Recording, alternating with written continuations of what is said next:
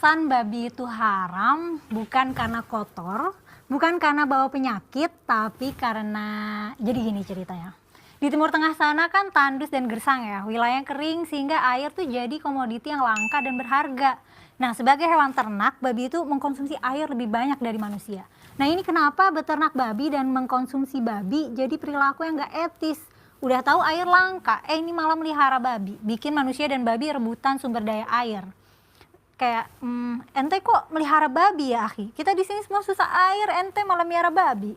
Kamu ini berdosa banget, gitu lah. Kira-kira mungkin gitu ya. Dan this moral dikristalkan jadi ajaran agama gitu. Agama Yahudi, Islam, dan Nasrani pada waktu itu. Jadi punya produk hukum makan babi itu berdosa banget. Megangnya aja najis. Loh, kalau alasannya defisit air sama Indonesia jadi nggak relevan dong. Kita kan punya banyak air. Kita punya banyak wilayah perairan.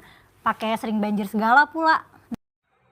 Kalau dikatakan babi diharamkan itu karena ketika membudidayakan, ketika perawatan babi membutuhkan air yang banyak. Sedangkan di Jazirah Arab termasuk Palestina itu daerah tandus yang notabene sulit air. Boro-boro untuk merawat, membudidayakan babi untuk kebutuhan penduduknya sehari-hari saja kekurangan. Kalau alasannya itu, maka jelas salah. Jelas salah. Islam merupakan agama, Islam suatu agama yang sangat mengajarkan, yang sangat menganjurkan pada pemeluknya, khususnya umumnya pada semua manusia tentang pentingnya menjaga kesehatan. Salah satu di antara cara menjaga kesehatan itu mengatur pola makan, juga mengatur makanan yang mau dimakan. Lah, berkenaan dengan makanan yang akan dimakan, Islam mengajarkan kecuali makanan yang harus dimakan itu harus halal, juga harus thayyiban. Dawuh Allah, ya ayyuhan nas itu menganjurkan pada semua manusia, kulu mimma fil ardi halalan thayyiba. Terlebih manusia yang mau beriman, percaya pada Allah. Lebih ditekankanlah lagi, ya ayyuhalladzina amanu kulu min thayyibati ma razaqnakum. Jadi Islam sangat menekankan, sangat menganjurkan pada pemeluknya, khususnya umumnya pada manusia, harus menjaga kesehatan. Salah satu di antara cara atau metode untuk menjaga kesehatan, menjaga pola makan. Termasuk menjaga pola makan, menjaga makanan atau konsumsi yang mau dimakan. Kecuali harus halal, harus thayyiban. Lah, pemahaman thayyiban menurut tafsir Ibnu Katsir, thayyiban ay mustaqoban fi nafsi. Makanan yang baik, yang layak dikonsumsi, layak untuk tubuhnya orang yang mengkonsumsi.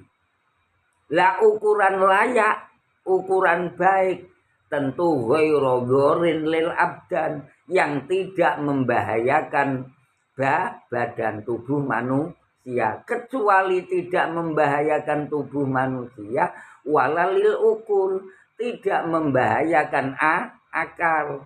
Yang membahayakan akal contohnya miras dan sebagainya. Contoh lagi, buah durian sekalipun asline halal, tapi kalau dikonsumsi Orang yang mempunyai tekanan darah tinggi, buah durian itu yud dilarang. Begitu juga babi. Babi diharamkan. Itu tidak karena perawatannya membutuhkan banyak air. Itu karena babi mengandung cacing pita. Cacing pita mempunyai nama latinnya Taenia solium. Lah, cacing pita atau nama latinnya Taenia solium itu mudah berevolusi di tubuh manusia. Sehingga setelah berevolusi di tubuh manusia mengakibatkan penyakit yang disebut taeniasis. Penyakit taeniasis. Lah, penyakit taeniasis itu termasuk kategori penyakit yang sulit disembuhkan. Untuk itu Rasulullah bersabda la dzarara wala dzirara. Tidak boleh bertindak yang membahayakan diri sendiri maupun membahayakan orang lain. Lah, orang yang mengkonsumsi babi yang notabene mengandung cacing pita itu membahayakan diri sendiri sehingga dilarang. Akhirnya ulama memahami la dzarara wala dzirara dengan kesimpulan ad-dzararu yuzalu. Setiap sesuatu yang membahayakan itu dilarang, harus dihilangkan. Perlu dimengerti untuk sebagai catatan. Saya pun mempelajari sekalipun saya tidak ingin mempraktekkan. Ya.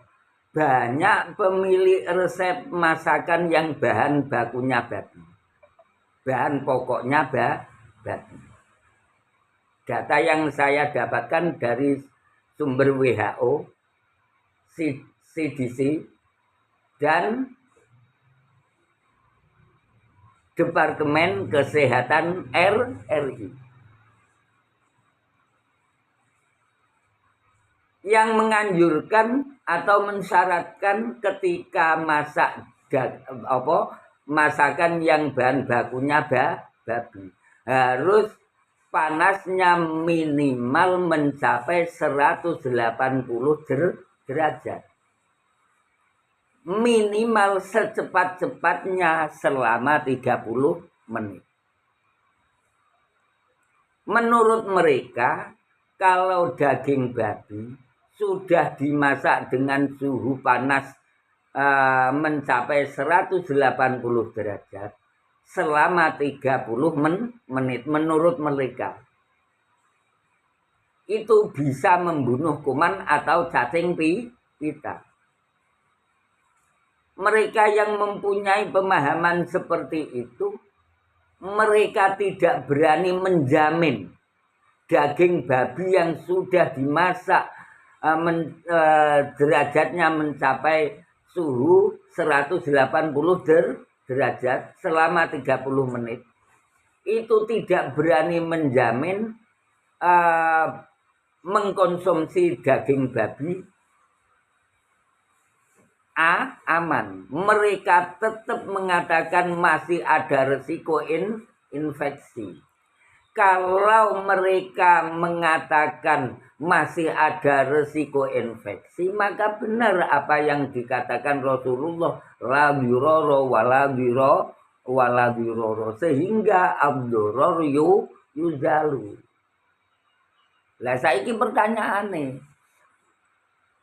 umpama wong tua, orang tua yang mempunyai anak memperhatikan higienis, kebersihan makanannya anaknya, putranya. Itu lebih baik atau lebih buruk kalau dibandingkan orang tua yang masa bodoh, yang jorok. Begitu juga agama yang mengajarkan tentang pentingnya menjaga kesehatan, termasuk menjaga pola makan termasuk menjaga makanan yang mau dikonsumsi. Kira-kira apik endi nek dibandingke agama sing masa bodoh. Pemeluke arep makan makanan yang mengandung bakteri, mengandung cacing pita dan sebagainya. Masa bodoh, mau sehat mau enggak sehat, masa bodoh apik endi? Kalau akalnya orang yang sehat, akalnya sehat, sudah barang tentu wis pasti mengatakan baik orang tua yang memperhatikan kebersihan makanan si anak. Baik agama yang mengajarkan agar manusia umumnya, khususnya pemeluknya, untuk menjaga makanan yang mau dimakan harus mustatoban fi nafsi ghairu lil abdan walalil ukur. Wis mesti lah. Kalau Umaila mengatakan harus dikaji ulang, itu menunjukkan kebodohannya. Apalagi kalau mengatakan fuqaha belum mengkaji tentang babi. Ngoten nggih. Itu menunjukkan bahwa Kumaila kurang apa? Kurang memperbanyak bacaane. Jadi fuqaha sudah panjang lebar membahas tentang babi, juga membahas efek yang diakibatkan karena mengkonsumsi babi. Bahkan seharusnya Kumaila itu sadar betul bahwa ayat yang menjelaskan tentang makanan harus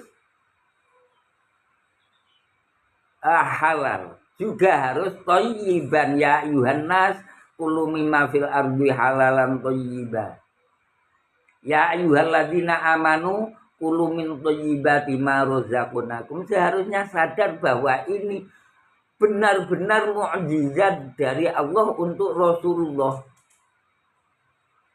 Bagaimana cara berpikir?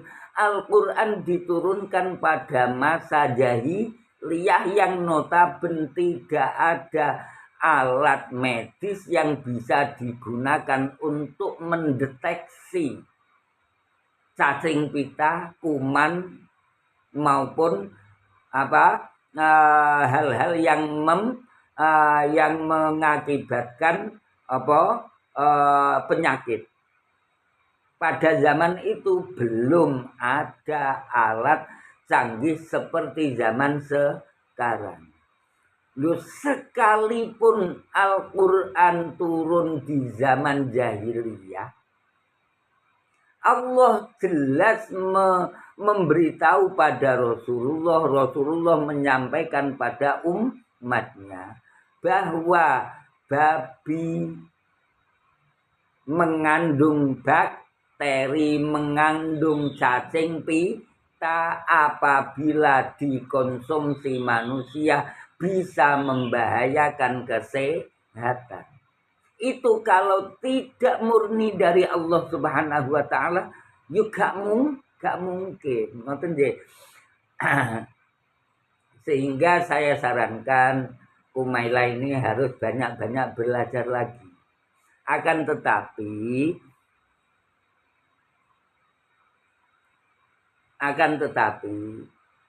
orang-orang yang sekelas Umaila itu sebenarnya jauh-jauh hari sudah disinggung Al-Quran, wala tashtaru bi ayati samanang qalila. Jadi orang-orang yang mungkin seperti Umaila itu sudah jauh-jauh hari diingatkan Al-Quran Qur'an wala tastaru bi ayati samanan qalila. Lah kalau dikatakan lu Kumaila katanya hafal Al-Qur'an. Kenapa bisa demikian?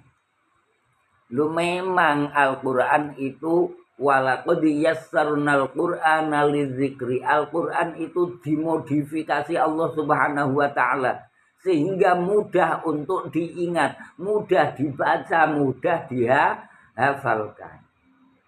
Akan tetapi fahal mimudakir, apakah Kumaila termasuk orang-orang yang menerima pelajaran dari Al-Quran? Maka diterangkan zalikal kitabul la raiba fi. Al-Quran tidak ada yang perlu diragukan. Al-Quran pasti benar. Al-Quran juga menjadi petunjuk. Akan tetapi petunjuk untuk mutakin, orang yang takwa. Lah, sedangkan Kumaila masuk kategori mutakin apa ora?